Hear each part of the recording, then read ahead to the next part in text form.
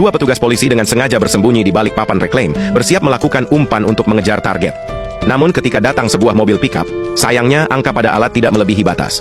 Melihat mangsa yang sudah di depan mata hilang, Pete langsung naik pitam. Mereka pun merencanakan kelicikan dan mengejar mobil itu. Mereka tidak tahu, orang yang mereka hadapi bukanlah orang sembarangan. Melihat mobil polisi mengikuti, pengemudi itu mengeluarkan pisau kecil untuk berjaga-jaga. Ia bermaksud memberi jalan agar mobil polisi lewat dulu, tapi polisi itu mengejarnya. Melihat dua petugas polisi turun dari mobil, pria itu menyapa mereka dengan sopan. Namun, si tua menyuruhnya turun dari mobil dengan kasar. Pria itu bingung, tidak tahu kesalahannya di mana dan mengapa mobilnya dihentikan. Sebagai sopir tua dengan 30 tahun pengalaman, ia tahu tadi ia tidak melebihi kecepatan 100 km per jam. Ia meminta mereka tidak memfitnahnya. Melihat mereka tidak menghiraukan, pria itu sadar mereka sedang melakukan umpan. Ia lalu berbalik ingin pergi, tapi si tua tidak mau menyerah. Agar target hari ini tidak gagal, ia mulai menyulitkan pria itu dan memintanya menunjukkan SIM.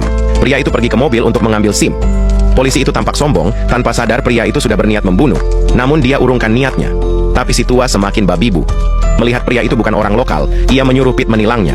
Pria itu membujuk sedemikian rupa, tapi polisi itu mengancamnya agar menerima surat tilang dengan patut. Kalau tidak, akan ada akibat buruk yang tak ada habisnya, bahkan dengan sengaja mengedipkan mata menantang. Pria itu tidak bisa menahan diri lagi. Setelah melihat mereka pergi, pria itu menatap senapan angin di mobilnya, bertekad memberi pelajaran pada mereka. Di sisi lain, kedua polisi masih asik bercanda, tidak sadar bencana sedang menimpa mereka. Saat Pete masih mengenang tingkah lakunya tadi, tragedi terjadi. Sebelum si tua sempat bereaksi, mobil polisi yang mereka tumpangi keluar jalur dan terjun ke lereng bukit. Pria itu muncul dengan membawa bensin. Pria itu senang. Meski sudah setengah baya, kemampuannya masih tajam. Menengok ke belakang, ia melihat si tua masih tergeletak. Pria itu dengan tenang menghampirinya. Si tua memakinya dengan kasar.